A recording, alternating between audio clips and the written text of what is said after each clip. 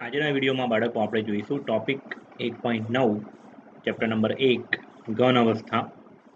ટોપિકનું નામ છે ઘન પદાર્થોમાં અપૂર્ણતા, ઇનપરફેક્શન ઇન સોલિડ. એમ તો આ વિડીયો આ ચેપ્ટરના આગળના ટોપિક સાથે બહુ કનેક્ટિવિટીમાં નથી, તેમ છતાંય તમને સવર્ગાંક શું કહેવાય, સ્ફટિક અસ્ફટિકમાં એટલે શું, એટલે ચેપ્ટરની શરૂઆતથી તમે મોઢે કરેલું હોવું જરૂરી છે.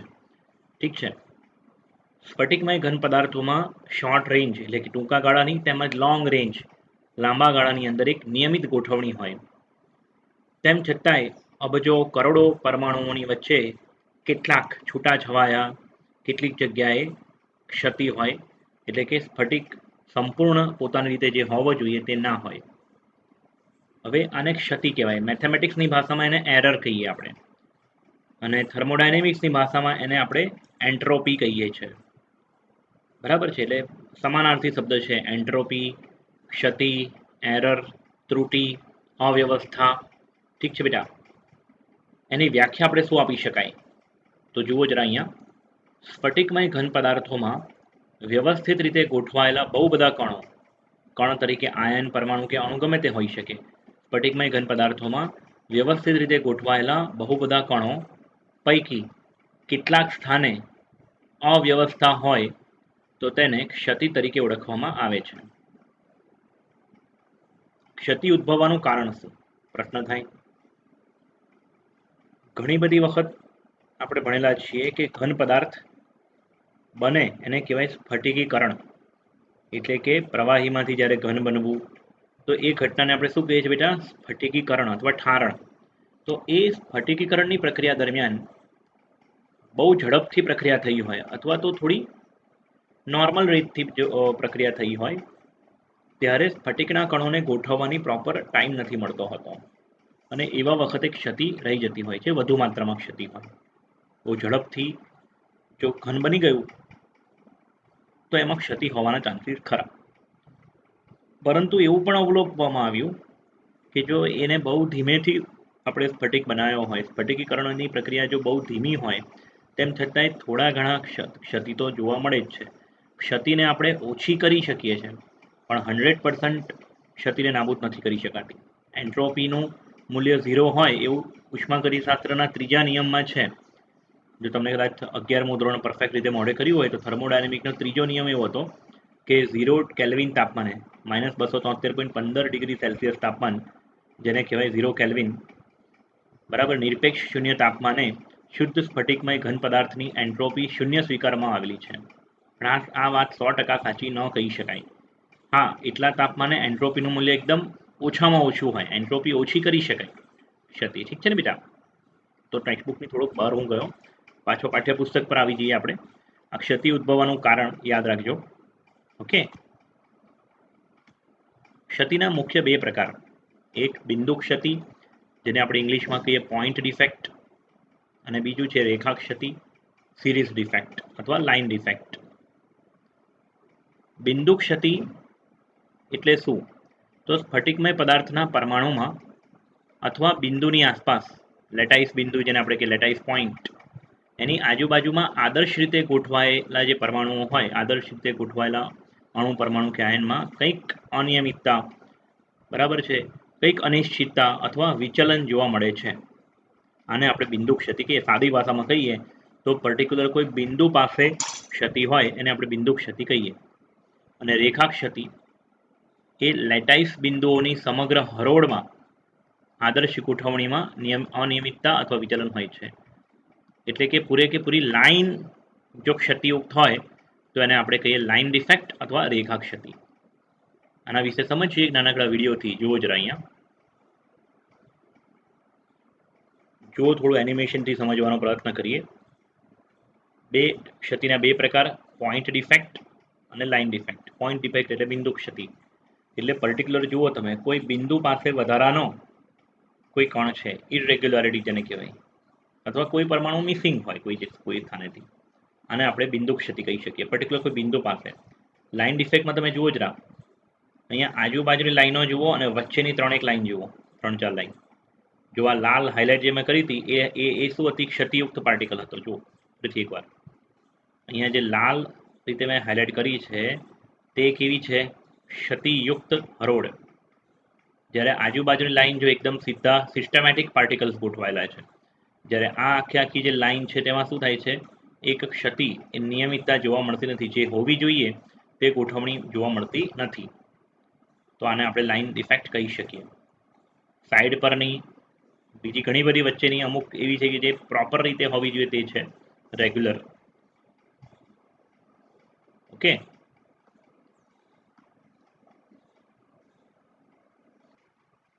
બે જાતની ક્ષતિની વાત કરી. એક બિંદુ ક્ષતિ, રેખા ક્ષતિ. અહીં આપણે આ ચેપ્ટરમાં આપણા સિલેબસમાં બિંદુ ક્ષતિ વિશે ચર્ચા કરીશું આપણે. ઠીક છે. બિંદુ ક્ષતિના 3 મુખ્ય પ્રકાર યાદ રાખજો. પહેલો પ્રકાર છે તત્વયુગ્મિતીય ક્ષતિ, બીજો પ્રકાર છે અશુદ્ધિ ક્ષતિ અને ત્રીજો પ્રકાર છે બિન તત્વયુગ્મિતીય ક્ષતિ. તત્વયુગ્મિતિક ક્ષતિને આપણે અંગ્રેજીમાં કહીએ સ્ટોઇકિયોમેટ્રિક ડિફેક્ટ. શું બેટા? Stoichiometric defect.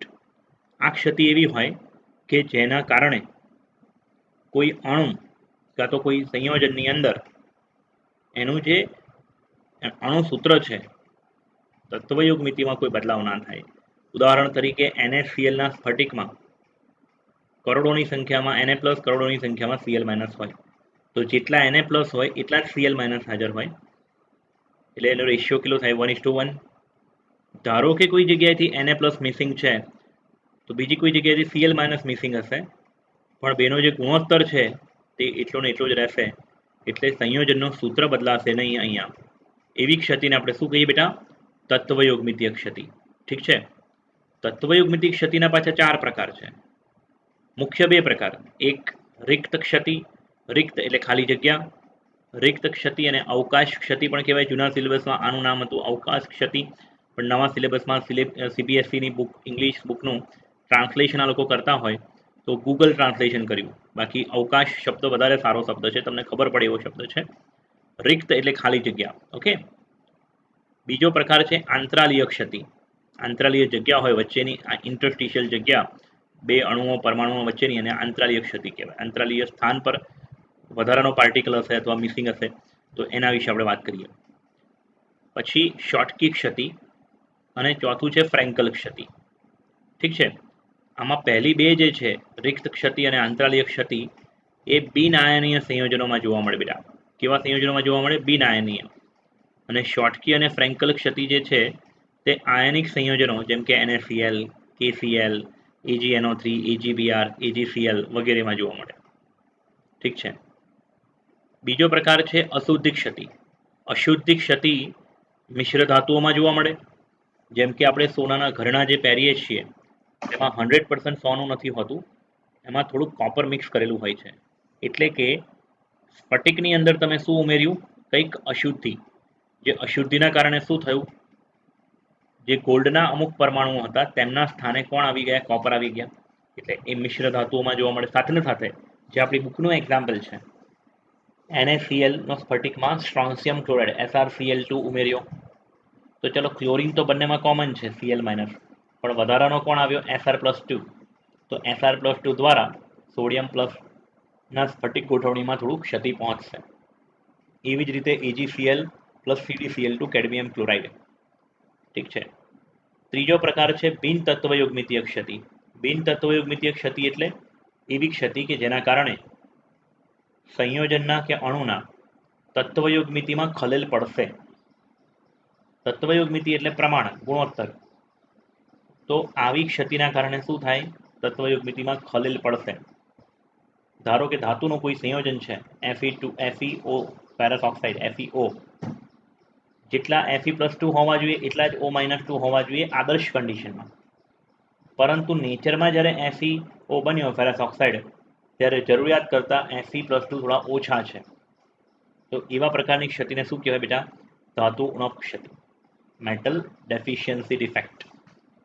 પણ કેટલીક વખત એવું થશે કે ધાતુનું સંયોજન છે જેમ કે NaCl, તેમાં વધારાનો Na+ જો આપણે ઉમેરીએ સોડિયમ, તો ધાતુનો વધારો થાય અને ક્ષતિ ઉત્પન્ન થાય.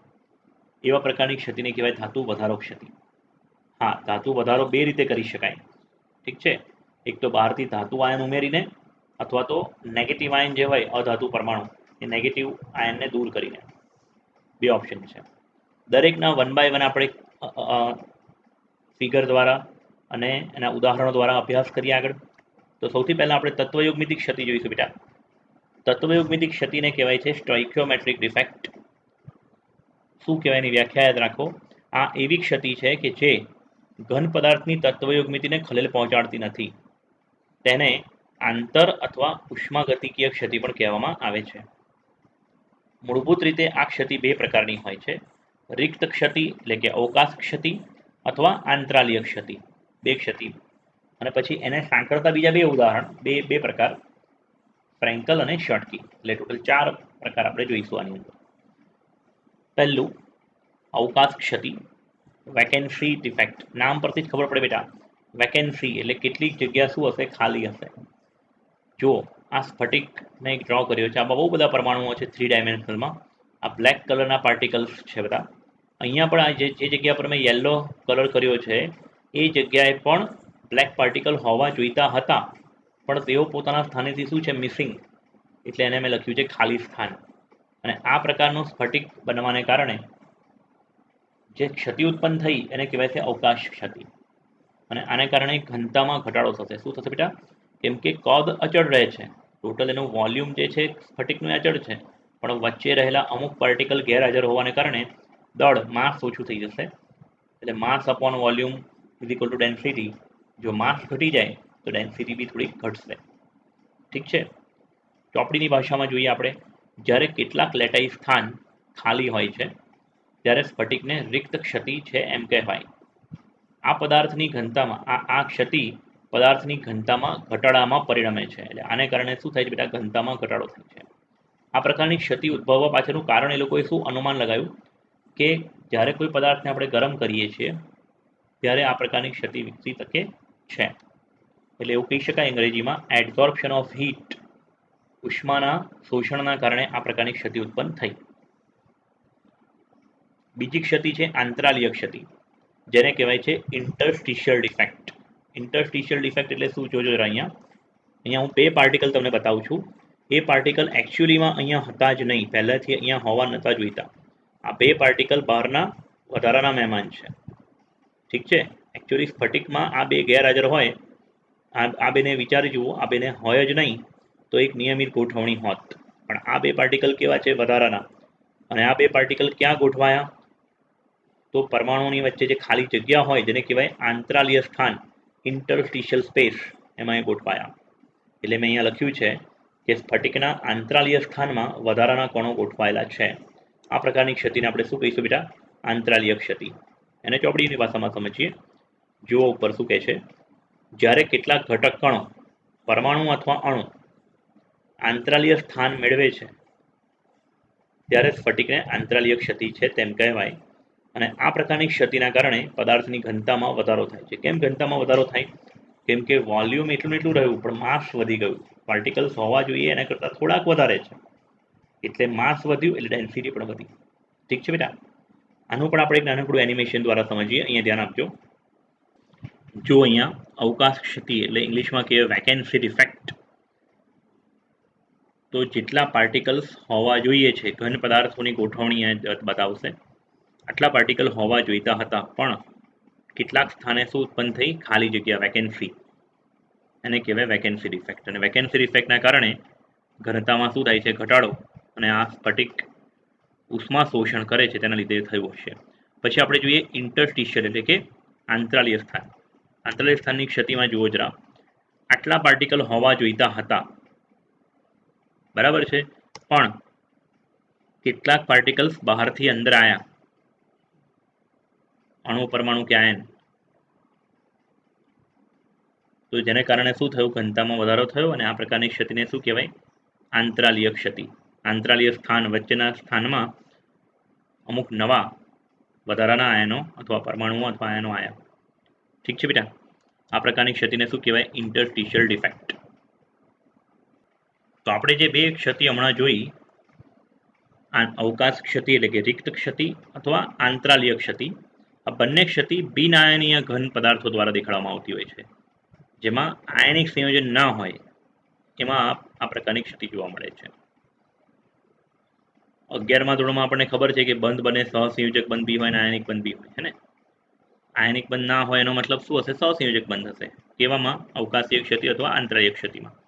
પરંતુ જે આયનિક છે, અમુક સંયોજનો એવા છે કે જેમાં આયનિક બંધ બને છે, જેમ કે NaCl, AgBr, AgCl, KCl, KBr, copper sulphate, આવા ઘણા બધા સંયોજનો જેમાં આયનિક બંધ બને છે, તેમાં વિદ્યુતીય તટસ્થતા જળવાઈ રહેવી જોઈએ. એટલે કે જેટલો ધન વીજભાર હોય તેટલો જ ઋણ વીજભાર હોવો જોઈએ. અને સામાન્ય રીતે આ પ્રકારના સંયોજનોમાં બે ક્ષતિ જોવા મળી: શોર્ટકી ક્ષતિ અને ફ્રેન્કલ ક્ષતિ. બેટા, સૌથી પહેલા આપણે જોઈશું ફ્રેન્કલ ડિફેક્ટ, ફ્રેન્કલ ક્ષતિ.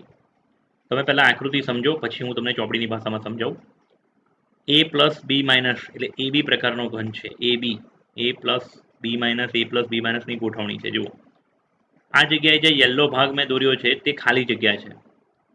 એ જગ્યા પર કોણ હતું પહેલા? A plus. જો આજુબાજુમાં કોણ કોઈ ઘેરાયેલું છે? બી માઇનસની વચ્ચે કોણ છે? A plus. અને એ પોતાનું સ્થાન અહીંયાથી છોડીને બીજા કોઈ સ્થાને અહીંયા અથવા અહીંયા અથવા અહીંયા ગમે ત્યાં એ ખસી શકે છે. નજીકના સ્થાને એ મૂવ થશે. એટલે ધન આયન પોતાના સ્થાનેથી ખસ્યો, અને સાથે ને સાથે તમે જુઓ અહીંયા ધન આયન ખસ્યો તો બીજી કોઈ જગ્યાએ ઋણ આયન બી ખસવો જોઈએ છે, હે ને? ધન આયન ખસે છે તો સાથે સાથે ઋણ આયન પણ અહીંયા ચાલે. ધન આયન જ ખસાડ્યા છે, એટલે તમારે બહુ ચિંતા કરવાની જરૂર નથી. ચોપડી પ્રમાણે મેં અહીંયા સમજાવ્યું છે કે ધન આયન ખસ્યો, બીજી જગ્યાએથી પણ ધન આયન ખસ્યો. આપણે યાદ રાખવાનું, કેમ કે ધન આયનની સાઇઝ નાની છે. અપેક્ષા કરતાં ધન આયનની સાઇઝ કેવી છે? નાની. અને જ્યારે ધન આયનની સાઇઝ નાની હોય, ત્યારે એની આજુબાજુમાં જોડાયેલા નેગેટિવ આયનની સંખ્યા કેવી હશે? ઓછી. એટલે એનો સવર્ગાંક, કોઓર્ડિનેશન નંબર કેવો હશે? નાનો. જ્યારે ધન આયનની size, radius ratio, last video તમે જોયો હોય તો રેડિયસ રેશિયોવાળા દાખલાઓ મેં સમજાયા હતા, તો એ આના પરથી સમજી શકાય કે જો ધન આયનની રેડિયસ નાની હોય તો એનો સવર્ગાંક કેવો હોય? નાનો હોય. અને એ પ્રકારના સ્ફટિકની અંદર, આવા પ્રકારના ઘનની અંદર આ ક્ષતિ જોવા મળતી હોય છે. ઠીક છે બેટા? હવે ચોપડીની ભાષામાં સમજીએ. આ ક્ષતિ આયનીય ઘન પદાર્થ દ્વારા દર્શાવાય છે, જેમાં વધુ નાનો આયન, સામાન્ય રીતે ધન આયન હોય. ધન આયનને આપણે કેટ આયન પણ કહી શકાય, જે પોતાના સામાન્ય સ્થાનમાંથી કોઈ આંતરાલીય સ્થાનમાં વિસ્થાપન અથવા સ્થાનભ્રંશ, બોલો કેટલો હેવી શબ્દ આપ્યો, સ્થાનભ્રંશ. સ્થાનભ્રંશને તમે એવું પણ કહી શકો છો કે વિસ્થાપિત થાય છે, ડીલોકલાઇટ, બરાબર છે, વિસ્થાનીકૃત થયેલ હોય છે, પોતાની જગ્યાએથી ખસીને બીજી કોઈ જગ્યાએ ગયેલ છે. એટલા માટે ધન આયન જ વધારે મૂવ થશે ઋણ આયન કરતાં. અને આ પ્રકારની ક્ષતિ અવકાશ ક્ષતિ અને આંતરાલી બંનેનો સમન્વય છે. તમે જુઓ જરા, આ યલો પોર્શન મૂક્યો, એ બાજુ એટલા પોર્શનમાં શું ઉત્પન્ન થયું? અવકાશ ક્ષતિ. અને આ મારું અત્યારે કર્સર ફરી રહ્યું છે, જુઓ આટલા ભાગમાં શું ઉત્પન્ન થયું? તો કે ભાઈ આંતરાલીય ક્ષતિ. એટલે આ બંનેનો શું છે? સમન્વય. એટલે અહીંયા ઘનતાનો કોઈ ફરક પડશે નહીં, ઘનતા અચળ રહેશે, કેમ કે પાર્ટિકલ ખાલી પોતાના સ્થાનેથી ખસીને બીજી જગ્યાએ ગયા છે. એટલે એમાં વજન દળમાં કોઈ ફરક પડશે નહીં, ટોટલ ઓવરઓલ દળમાં ફરક નહીં પડે. હા, સ્ફટિકના ગુણધર્મમાં થોડો ફરક પડે, સ્વાભાવિક વાત છે. આ પ્રકારના ક્ષતિ બંને અવકાશ ક્ષતિ અને આંતરિક ક્ષતિનો સમન્વય છે, યાદ રાખજો. ફ્રેન્કલ ક્ષતિને વિસ્થાપન ક્ષતિ પણ કહેવાય. તે ઘન પદાર્થની ઘનતામાં ફેરફાર કરતી નથી. ફ્રેન્કલ ક્ષતિ એવા આયનીય પદાર્થ દર્શાવે છે કે જેમાં ધન આયનના કદ અને ઋણ આયનના કદ વચ્ચે તફાવત મોટો હોય. એટલે એક કદ નાની સાઇઝનો આયન અને બીજો મોટી સાઇઝનો આયન હોય. અને આ વખતે ધન આયનનો સવર્ગાંક, કોઓર્ડિનેશન નંબર ઓછો હોય. બેટા યાદ રાખજો. ઉદાહરણ તરીકે zinc sulphide, ZnS, AgCl, silver chloride, silver bromide, silver iodide વગેરેમાં આ પ્રકારની ક્ષતિ જોવા મળે છે, કેમ કે સલ્ફાઇડ અને ક્લોરિન, બ્રોમિન, આયોડિનની કમ્પેરમાં એના જે ધન આયન છે, ઝિંક +2 અને Ag+1, એના કદ નાના હોય છે. એટલે એ આ લોકો આ પ્રકારની ક્ષતિ બતાવી શકે છે. પછી બીજા પ્રકારની ક્ષતિ જોઈએ બેટા, શોર્ટકી ક્ષતિ, શોર્ટકી ડિફેક્ટ. આકૃતિ પહેલા સમજો, જુઓ જરા અહીંયા. A+B- એવું મેં બતાવ્યું છે. 3D ની અંદર આખું સ્ટ્રક્ચર છે, અને કેટલીક જગ્યાએથી કોણ મિસિંગ છે? ધન આયન મિસિંગ છે. જો અહીંયા કોણ હોવો જોઈતો હતો? A+ હોવો જોઈતો હતો. અને અહીંયા બીજું સ્થાન છે, ત્યાં કોણ હોવું જોઈતું હતું? B- હોવું જોઈતું હતું. યાદ રહે, એનો જે રેશિયો છે બદલાશે નહીં, એટલે જ આને તત્વયુગ્મિતિક ક્ષતિ કહીએ છીએ. જેટલા ધન આયન મિસિંગ છે એટલા જ ઋણ આયન મિસિંગ છે. 1:1 રેશિયો છે, એ મેન્ટેન રહેશે. તે મૂળભૂત રીતે એવા આયનીય એટલે આ ક્ષતિને તમે કોની સાથે કમ્પેર કરી શકો? અવકાશ ક્ષતિ સાથે કમ્પેર કરી શકો. ઠીક છે ને? કન્ડિશન શું છે આની અંદર? ખાલી કે ધન આયન પણ મિક્સ થાય અને ઋણાયન પણ મિક્સ થઈ જગ્યાએ થશે. એટલે જેટલા ધન આયન ગેરહાજર હોય એટલા જ ઋણાયન ગેરહાજર હોય, 1:1 રેશિયો હોય તો. ઠીક છે ને બેટા? લખે છે કે અહીંયા વિદ્યુતીય તટસ્થતા જાળવી રાખવા માટે અનુપસ્થિત એટલે કે ગુમ થયેલા ધનાયન અને ઋણાયનની સંખ્યા કેવી હોય છે? સરખી હોય છે. સાદી રિક્ત ક્ષતિની જેમ શોટકી ક્ષતિ પણ પદાર્થની ઘનતામાં ઘટાડો કરે છે. આયનીય ઘન પદાર્થોમાં આવી ક્ષતિની સંખ્યા અર્થસૂચક હોય છે. મતલબ આવી ક્ષતિ મોટે ભાગે જોવા મળે છે આયનીય સંયોજનોમાં. ઉદાહરણ તરીકે NaCl ની વાત કરી છે. અહીંયા એક ઉદાહરણ વાત કરી છે.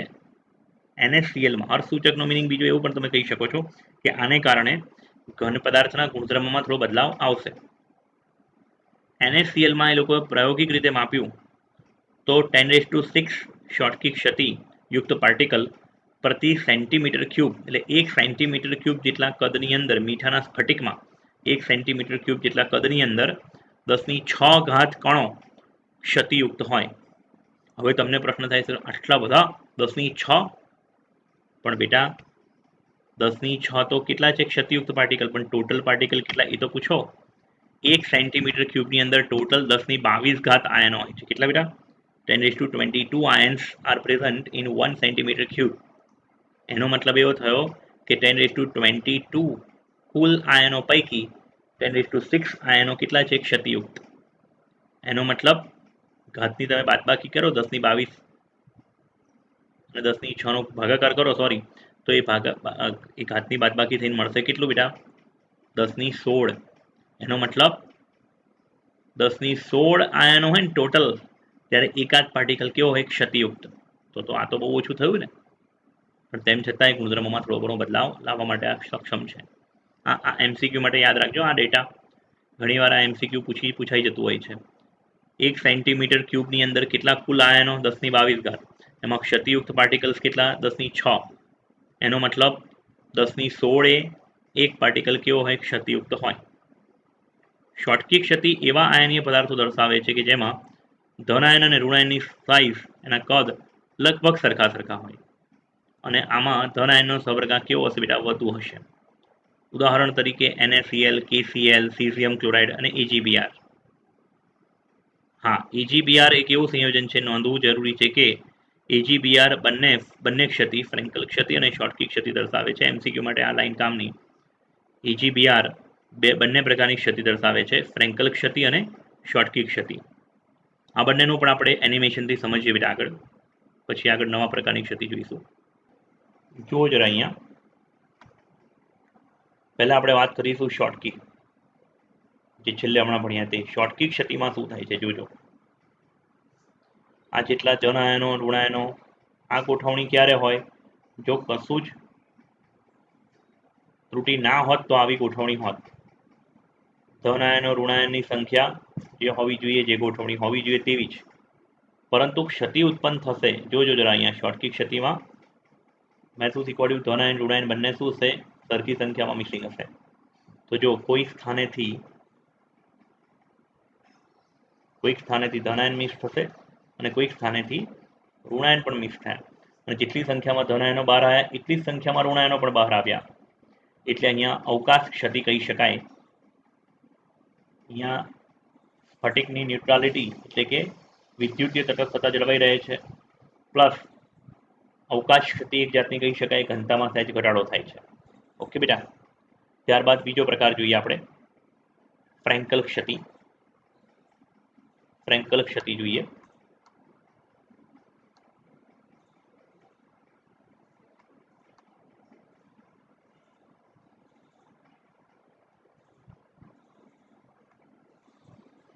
જો જરા ફ્રેન્કલ ક્ષતિ શું સમજાવે છે. ફ્રેન્કલ ક્ષતિમાં ટોટલ સ્ફટિક જેમાં ત્રુટિ ના હોત તો આ પ્રકારે ગોઠવણી હોત. મેં આગળ પણ વાત કરી. પણ ત્રુટિના કારણે શું થશે? કેટલીક જગ્યાએથી ધન આયન મિસિંગ થશે અને એ બીજા કોઈ બાજુના સ્થાને થશે. બરાબર છે. અહીંયા ધન આયનની સાઈઝ છે ને નાની છે. શું છે ધન આયનની સાઈઝ? નાની. એનો સવર્ગાંક કેવો છે? નાનો. જુઓ, આ જગ્યાએથી ધન આયન ખસ્યો, એની બાજુમાં જઈને બેસી ગયો, એટલે વચ્ચે આટલા ભાગમાં શું ઉત્પન્ન થયો? અવકાશ ક્ષતિ, અને આટલા ભાગમાં આંતરાલી, એટલે આ બેનો શું થયો? સમન્વય. પણ અહીંયા ઓવરઓલ માસ કોન્સ્ટન્ટ રહે છે, માસ અચળ રહે છે, એટલે ઘનતામાં ઘટાડો થશે નહીં. ઓકે બેટા, ફ્રેન્કલ ક્ષતિમાં ઘનતામાં ઘટાડો નહીં થાય. ઓકે, ત્યારબાદ બાળકો આપણે જોઈએ બિન તત્વયુગ્મિતીય ક્ષતિ, નોન સ્ટોઇકિયોમેટ્રિક ડિફેક્ટ. એના પહેલા હજી એક ક્ષતિ રહી ગઈ, બીજા નંબરની અશુદ્ધિ ક્ષતિ, એટલે કે ઇમ્પ્યોરિટી ડિફેક્ટ. ઇમ્પ્યોરિટી ડિફેક્ટ માટે પહેલા આકૃતિ સમજી લઈએ. જુઓ જરા અહીંયા, એકચ્યુઅલી આ જે યલો પોર્શન છે ત્યાં Na+ હોવો જોઈતો હતો, અને અહીંયા જે SR+2 ત્યાં પણ Na+ જ હતો પહેલા, એટલે Na+, Cl- ની સ્ફટિક ગોઠવણી હતી. એમાંથી બે Na+ નીકળી ગયા. કેટલા Na+ નીકળી ગયા? બે Na+ નીકળી ગયા, અને એમાંથી કોઈ એક સ્થાને કોણ ગોઠવાયો? SR+2, સ્ટ્રોન્શિયમ+2 ગોઠવાયો, અને બાકીનું એક સ્થાન શું રહ્યું? ખાલી પડ્યું. આને કહેવાય કેટાયોનિક વેકેન્સી. શું કહેવાય? કેટાયોનિક વેકેન્સી, ધન આયનીય છિદ્ર. ઉત્પન્ન થયેલા ધન આયનીય છિદ્રોની સંખ્યા દાખલ થયેલા SR+2 જેટલી જ હશે. યાદ રાખજો, MCQમાં કામ લાગશે, અને સ્વાધ્યાયનો એક દાખલો સોલ્વ કરીશું તેમાં પણ કામ લાગશે. ઉત્પન્ન થયેલા કેટાયોનિક છિદ્રોની સંખ્યા દાખલ થયેલા SR+2 જેટલી જ હશે. હવે બટ ઓબ્વિયસ SR+2 એમને તો કંઈ અંદર આવશે નહીં, આપણે ઉમેરીશું ત્યારે જ આવ્યો હશે. તો શું છે? જુઓ, પિગલિત NaCl જેમાં થોડો જથ્થો, થોડો SrCl2 રહેલો છે. આપણે પીગાળેલો NaCl એમાં SrCl2 નાખ્યું, અને પછી એને થીજવી નાખ્યું, એટલે એને ઘન સ્વરૂપમાં રૂપાંતર કર્યું. તો Na+ કેટલાક સ્થાનો SR+2 દ્વારા રોકાય છે, મેળવી લેવાય છે. દરેક SR+2 બે Na+ આયનોને ફેરબદલી કરે છે, એટલે કે બે Na+ ને શું કરે છે? બીજી કોઈ જગ્યાએ શિફ્ટ કરી નાખે છે. તે એક આયનનું સ્થાન મેળવે છે, અને બીજું સ્થાન શું રહે છે? ખાલી. યાદ રહે છે? એટલે ટોટલ જેટલા SR+2 આવ્યા હશે એની હાથે હાથે આવું એક છિદ્ર ઉત્પન્ન થયું હશે. ધારો કે આ જ સ્ફટિકમાં મેં બે SR+2 દાખલ કર્યા હોત તો બે છિદ્રો હોત, બે કેટાયોનિક છિદ્ર હોત. બેટા યાદ રાખજો, આ રીતે ઉત્પન્ન થયેલા ધન આયનીય રિક્ત સ્થાનો, એટલે ખાલી સ્થાનો, SR+2 આયનોની સંખ્યા જેટલા જ હોય છે. આવું સામાન્ય બીજું ઉદાહરણ, આના જેવું બીજું ઉદાહરણ CdCl2, કેડમિયમ ક્લોરાઇડની અશુદ્ધિ AgClમાં હોવાથી પણ આવું થાય છે. ઠીક છે બેટા? હવે મેં જે તમને સમજાવ્યું કે અહીંયા જુઓ, આ એક્ઝામ્પલ દ્વારા સમજો કે અહીં આપણી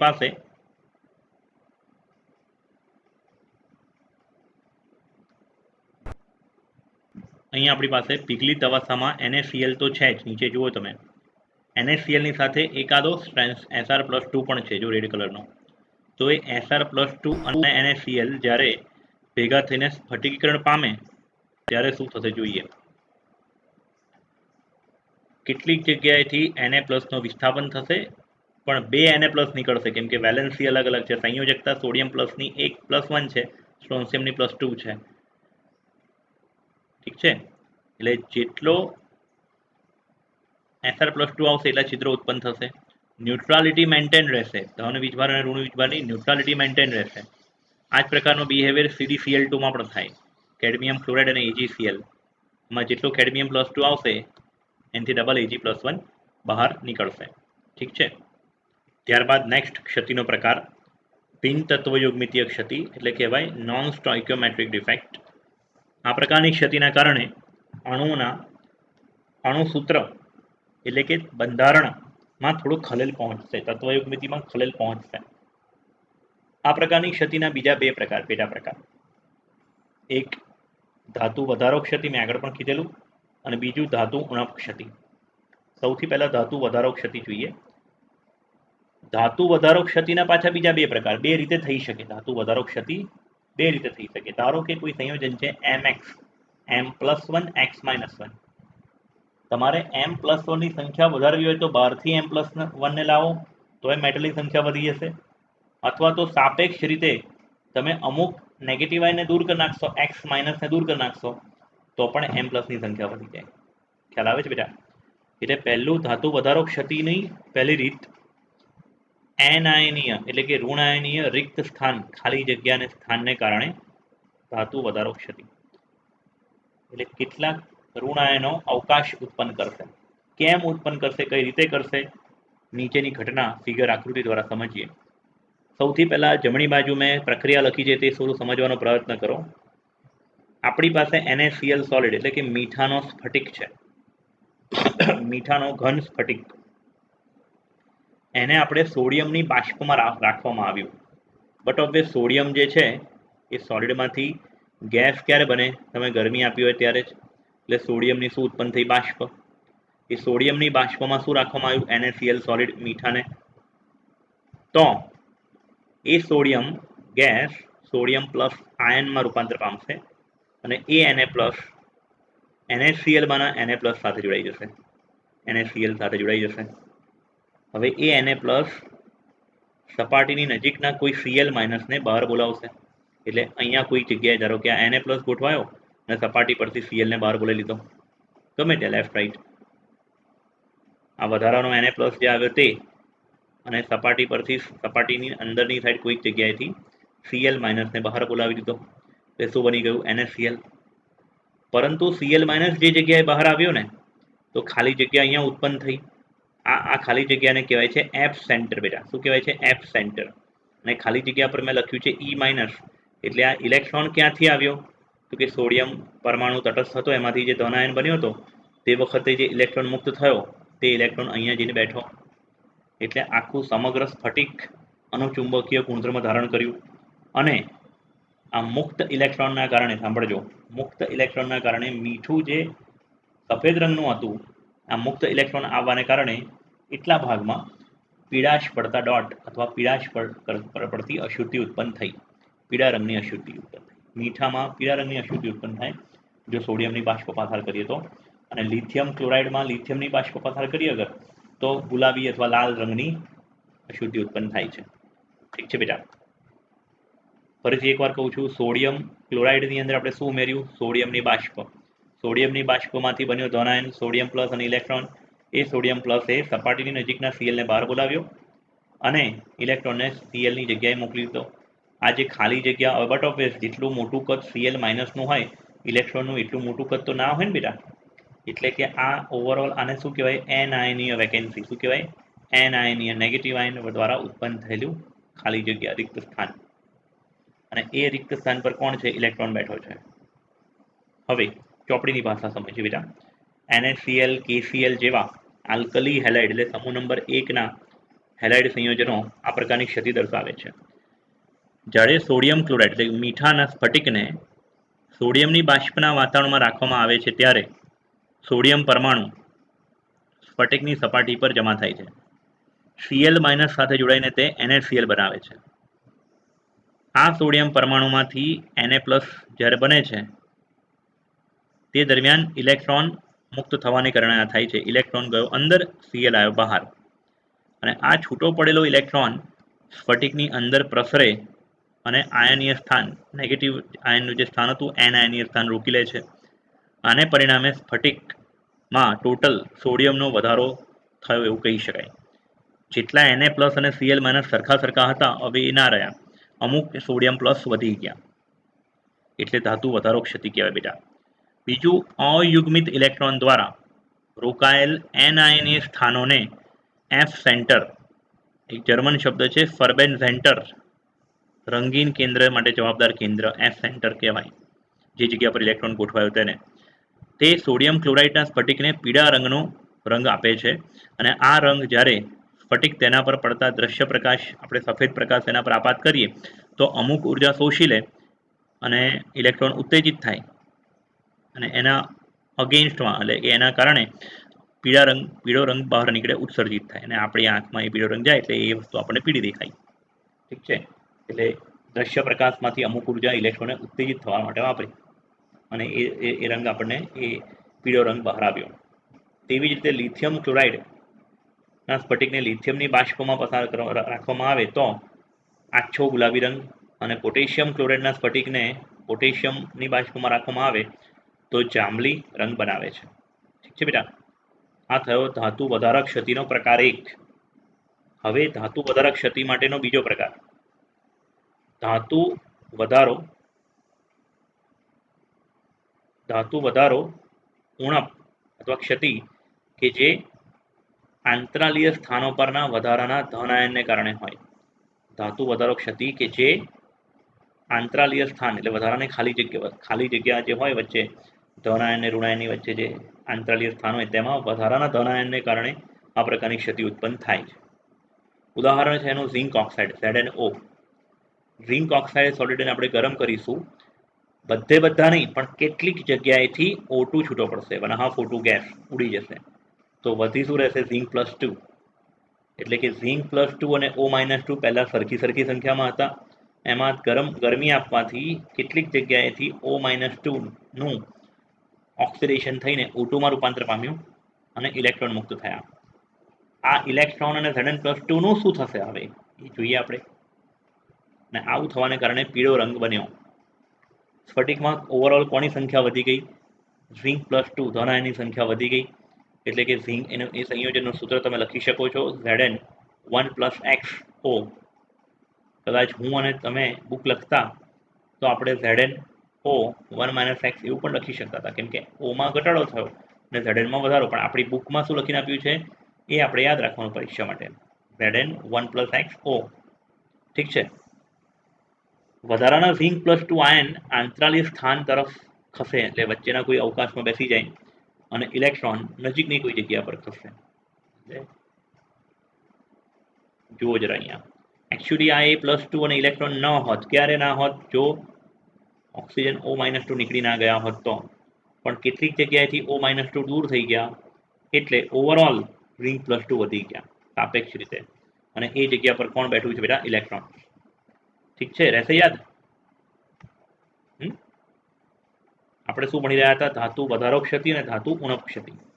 પહેલા ભણ્યા ધાતુ વધારાના 2 પ્રકાર, બરાબર? બિનતત્વયુગ્મિતિક ક્ષતિના 2 પ્રકાર હતા. એક હતું ધાતુ વધારો, બીજું હતું ધાતુ ઉણપ. હવે આપણે જોઈએ ધાતુ ઉણપ ક્ષતિ, મેટલ ડેફિશિયન્સી ડિફેક્ટ. ધાતુ ઉણપ ક્ષતિ જુઓ જરા.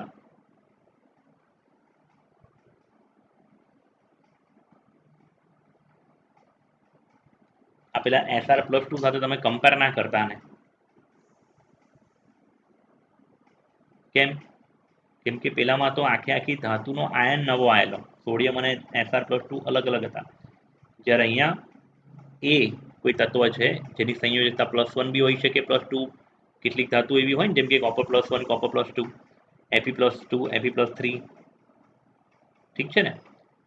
તો મેટલ ડેફિશિયન્સી ડિફેક્ટ શું છે સમજાવું. પહેલા આકૃતિ વડે સમજી લો.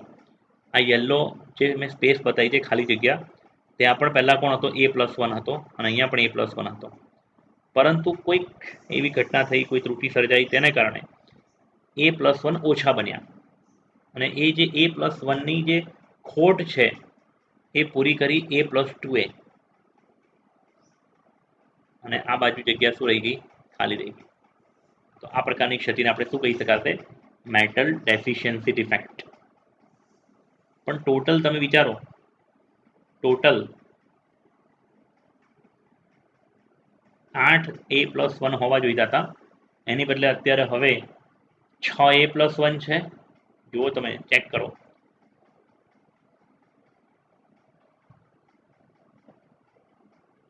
6 A+1 અહીંયા મેં દોર્યા છે અને A+2, એનો મતલબ ટોટલ 8 A+1 હોવા જોઈતા હતા 8 B- સાથે, પણ એના બદલે અત્યારે ટોટલ કુલ A ની સંખ્યા કેટલી? 6 + 1 7.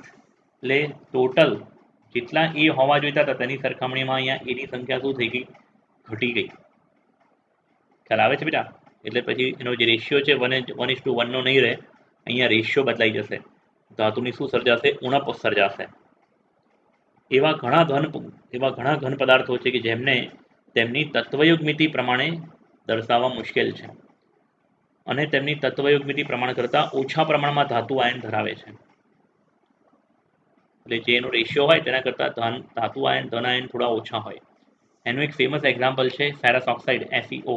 હવે બીજા ઘણા બધા એક્ઝામ્પલ છે, CuO, NiO, બરાબર છે, FeS. એટલે એમાં આપણે અત્યારે એક્ઝામ્પલ સમજીશું ફેરસ ઓક્સાઇડ FeO, કે જે મોટે ભાગે 1:1 પ્રમાણના બદલે એનું હકીકતમાં પ્રમાણ કુદરતમાં Fe0.95O માં મળી આવે છે. તે ખરેખર Fe0.93 થી Fe0.96O ના ગાળામાં હોય. એટલે કે જે 1:1 ના બદલે રેશિયો 0.93:1 અથવા 0.96:1 ના વચ્ચેની રેન્જમાં હશે ગાળો, એનો રેશિયો. તો આવું કેમ થયું? કેમ કે ફેરસ ઓક્સાઇડના સ્ફટિકમાં કેટલાક Fe+2 આયન ગુમ થયેલા જણાયા. કેટલીક જગ્યાએથી Fe+2 ઓછા છે, અને એ જે ધનભારનો ઘટાડો પૂરો કરવા માટે શું આવ્યા વધારાના Fe+3. ફોર એક્ઝામ્પલ, 3 Fe+2 આયનો ના બન્યા હોય અથવા ગેરહાજર હોય, એની ખોટ પૂરી કરવી હોય તો 2 Fe+2 ની જરૂર પડશે. કેટલા? 2 Fe+2.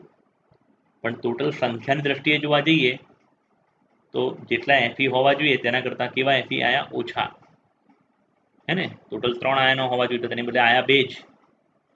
તો આને શું કહેવાય? ધાતુ ઉણપ ક્ષતિ કહેવાય બેટા. ઓકે, જો હમણાં છેલ્લે જે મેં સમજાવ્યું, ધાતુ ઘટાડો ક્ષતિ, ધાતુ ઉણપ ક્ષતિ, એ ફરીથી સમજાવું અહીંયા. ધાતુ ઉણપ ક્ષતિમાં શું થયું? આ આકૃતિમાં અહીંયા જુઓ, M+1 1 2 3 4 5 6 7 8 પર્પલ બોલ્સ છે. M+1 ધાતુની સંયોજકતા +1 છે. એમાંથી કેટલાક જગ્યાએથી M+1 શું થઈ ગયા? નીકળી ગયા. M+1 નીકળી ગયા 2 આયનો. એની ખોટ પૂરી કરવા માટે M+2 એ જ ધાતુનો દ્વિસંયોજક આયન, જેમ કે કોપર +1 અને કોપર +2 બી હોય ને, એ રીતે એ જ ધાતુનો +2 સંયોજકતા ધરાવતો આયન આવીને બેસી ગયો કોઈ એક જગ્યા પર. પણ ઓવરઓલ જે મેટલના પરમાણુની સંખ્યા ખરી એ 7 થઈ ગઈ 8ના બદલે. એટલે ધાતુની શું થઈ? ઉણપ સર્જાઈ. એટલે એનો રેશિયો બદલાઈ જશે, 1:1 નો રેશિયો નહીં રહે. ઠીક છે ને બેટા? એટલે એને બિન તત્વયુગ્મિતિક ક્ષતિ કહી શકાય. તો બેટા મળીએ નેક્સ્ટ વિડીયોમાં.